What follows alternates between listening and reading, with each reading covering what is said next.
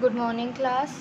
आप सभी आपकी हिंदी व्याकरण की बुक प्रांजल निकाल लीजिए।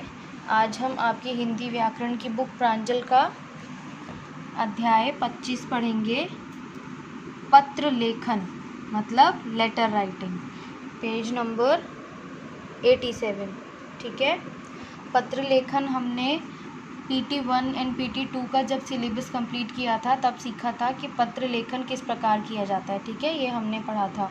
उसके बाद हमने बीमारी के कारण अवकाश के लिए प्रार्थना पत्र किया था। ठीक है, आज हम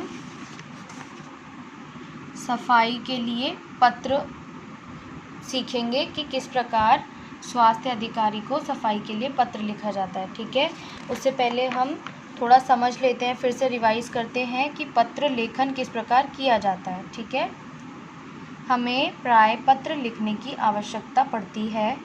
पत्र एक ऐसा साधन है जिसके द्वारा हम अपने से दूर रहने वाले अपने परिजनों या प्रियजनों तक अपनी बात पहुंचाते हैं। पत्र क्या है? पत्र की ज़रूरत हमें हर समय पड़ती है। ठीक है, और ये एक ऐसा साधन है जिसके द्वारा हम जो हमसे दूर हमारे परिजन या प्रियजन हैं उन तक अपनी बात लिखकर पहुंचा सकते हैं। पत्र लिखना एक कला है, इसलिए पत्र लिखते समय कुछ बातों का ध्यान रखना ज़रूरी है। पत्र लिखते समय कुछ बातें जो ध्यान रखनी चाहिए वो क्या है? जिसे पत्र लिखा जाए उसके लिए उचित शिष्टाचार के शब्दों का प्रयोग किया जाना चाहिए। पत्र लेखन करते समय क्योंकि हम लिख रहे हैं, लिखित जो भाषा है उसका प्रयोग कर रहे हैं, और जब हम लिखित भाषा का प्रयोग करते हैं मतलब लिखने में हम भाषा का प्रयोग करते हैं तो उस समय हमको उचित शिष्टाचार के शब्दों का प्रयोग करना चाहिए। ठीक है, मतलब कोई भी गलत भाषा का उपयोग ना करते हुए व्याकरणिक रूप से शुद्ध और शिष्टाचार की भाषा का यूज़ करना चाहिए। ठीक है, पत्र की लिखावट सुंदर व साफ होनी चाहिए। पत्र इस प्रकार से सुंदर और साफ तरह से लिखा हो कि वो देखने में भी सुंदर लगे। ठीक है, और उसकी लिखावट भी सुंदर हो। पत्र बहुत लंबा ना हो और जो बात कहनी हो वह स्पष्ट हो।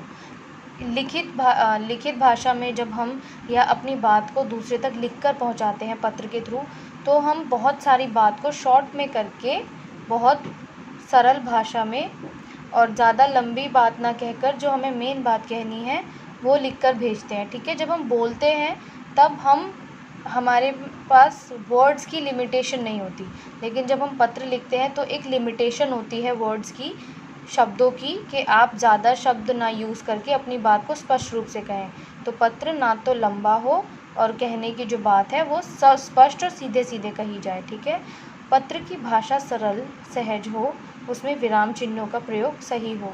और पत्र की भाषा कैसी हो? ईजी हो और सहज हो और विराम चिन्हों का प्रयोग हो, ताकि पत्र पढ़ने वाले को आप जो कहना चाहते हैं वो ठीक प्रकार से समझ आए। क्योंकि कभी कभी विराम चिन्हों का ठीक प्रकार से उपयोग ना करने पर जो वाक्य का अर्थ होता है वो ही परिवर्तित हो जाता है।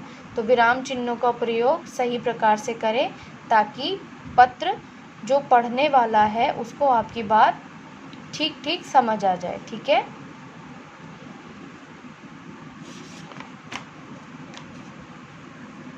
स्वास्थ्य अधिकारी को पत्र सफाई के लिए स्वास्थ्य अधिकारी को पत्र लिखते समय सबसे पहले ऊपर आएगा सेवा में, फिर जिसको पत्र लिखा जा रहा है उसके बारे में आएगा, तो सबसे पहले आएगा स्वास्थ्य अधिकारी, फिर डिपार्टमेंट का नाम दिल्ली नगर निगम। ठीक है, पहले सेवा में, फिर जिसे लिखा जा रहा है उसका नाम डिपार्टमेंट दिल्ली नगर निगम, फिर एड्रेस में सिर्फ दिल्ली लिखिएगा आप, फिर उसके बाद श्रीमान जी, अगर स्वास्थ्य अधिकारी फीमेल है, स्त्री है, तो श्रीमती जी। ठीक है, तो यहाँ पर स्वास्थ्य अधिकारी जी, श्रीमान जी। अब यहाँ से मेन बॉडी आती है आपके लेटर की, पत्र की, जिसमें आपको शॉर्ट में अपनी बात सरल और स्पष्ट रूप में बतानी है। ठीक है, लिख के। तो यहाँ से मेन बॉडी में स्टार्ट करेंगे आप। नम्र निवेदन है कि मयूर विहार पॉकेट 4 के पास एक गंदा नाला है। अब यहाँ पर नम्र निवेदन है मतलब क्या है? शिष्टाचार की भाषा उपयोग की गई है। भाषा का उचित भाषा का प्रयोग किया गया है। ठीक है। नम्र निवेदन है कि मयूर विहार पॉकेट 4 के पास एक गंदा नाला है जिसकी दुर्गंध हमें बहुत परेशान करती है। साथ ही सड़कों पर गंदगी के ढेर कई दिनों से पड़े हुए हैं। सफाई कर्मचारी नालियों आदि की सफाई करके गंदगी के ढेर सड़क पर छोड़ जाते हैं। उन पर रात दिन मच्छर मंडराते रहते हैं। यहाँ मलेरिया फैलने का डर बना हुआ है। अब मेन बॉडी में क्या आ गया? सबसे पहले कि कहाँ पर है समस्या। ठीक है, समस्या मयूर विहार में है। उसके बाद क्या समस्या है वो समस्या लिखी। सफाई के लिए पत्र लिख रहे हैं, मतलब सफाई से संबंधित हमें जो समस्याएं हो रही हैं वो लिखी लेटर में, मेन बॉडी में। ठीक है। फिर उसके बाद निवेदन है कि आप यथाशीघ्र सफाई का उचित प्रबंध कराएं। ठीक है। उसके बाद आपका आएगा आपकी बहुत कृपा होगी। निवेदक मतलब जो निवेदन कर रहा है, जो लेटर लिख रहा है। ठीक है। निवेदक में आप अपना नाम लिखेंगे। ठीक है। और आपका एड्रेस लिखेंगे।